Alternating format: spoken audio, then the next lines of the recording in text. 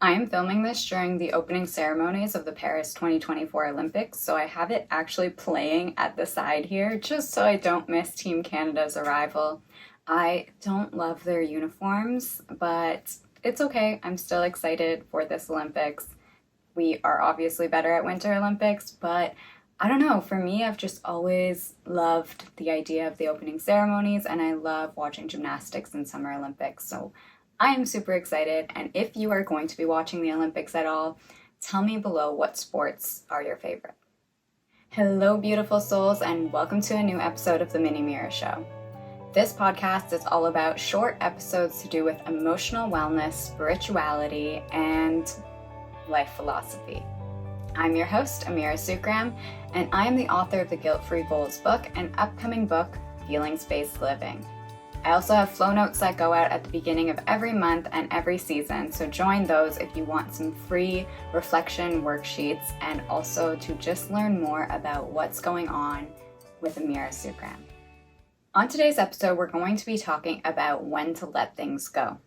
So I have this thing that maybe it's a little bit of a rant where people often tell me when I'm like, oh, hey, I read this or I practice yoga or like I meditated this morning. Not that I meditate all that much, but when I tell somebody something that I did that was good for myself or that like I'm doing something that obviously is benefiting my future self, a lot of the time I get this response of like, oh, I wish I could practice yoga, or like I've always wanted to do that. Oh, I've always wanted to read this book. I've always wanted to do this. I want to travel to this place. I want to drive this car. I want to find a new job. And today I want to talk about when to let things go. So part of feelings-based living is practicing emotional literacy and emotional responsibility. With emotional literacy, you're naming your feelings in the moment. And with emotional responsibility, you're taking ownership over your feelings, thoughts, and actions. A huge part of why we want to live in a way that acknowledges our feelings is to make decisions that align with the lives that we want to live. So in my first book, Guilt-Free Goals, if you haven't read it already, I recommend checking it out, especially if you need to accomplish things or if there are things in your life that you really want to do and you just haven't done it yet. I recommend grabbing this book. I talk in Guilt-Free Goals about dream self feelings. So a part of dream self feelings is to come up with this vision of where you see yourself 10 years from now, 5 years from now, 1 year from now, and 6 months from now. And before you do that, you sit with how you want to feel in your life. For example, for this year, my ideal feeling was aligned and cozy. So I really wanted to feel that my actions were aligning with who I want to be in the future. And if I'm taking action or doing things or having relationships with people that I don't see in my future, I'm not going to feel aligned. And that means making decisions to let things go that don't align with my future. But I think a big part of this is also recognizing when we ourselves are making decisions that don't align with where we want to be. And when we continuously tell people or communicate with the universe or write things down or, just sit in that guilt of like, I really want to do this, we're going to start focusing on our lack. Instead of focusing on what matters most to us and sharing with people what we're doing to benefit ourselves, we're going to focus on what we're lacking. I'm lacking the job. I'm lacking the dream car. I'm lacking the physical practice that I need. I'm lacking the mental health support that I need. We all have things in our life that are important to us, and we have to focus on what we're actually doing for ourselves. And then another part of this is reflecting on the self-awareness of understanding when we're not doing things for ourselves that we want to be doing. And when to let go of the things that we are never going to do.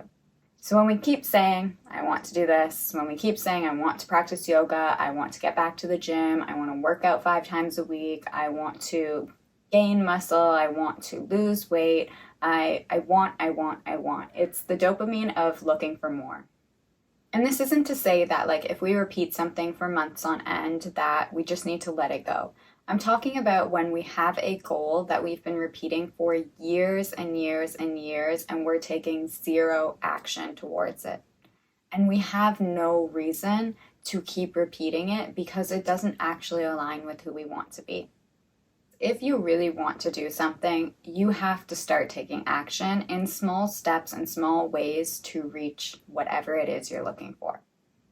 And you have to know why you're doing it. So if you are waking up every day and you are journaling, meditating, and working out and doing all these things for your mental health, but you still don't feel the way you want to, then that's an indicator that, hey, maybe something is a little off with my actions, because my actions are not aligning with how I want to feel. Or maybe it's my thoughts that aren't aligning, and how can I put myself into a position to shift these thoughts? And then the other side of it, it's to know when to let things go.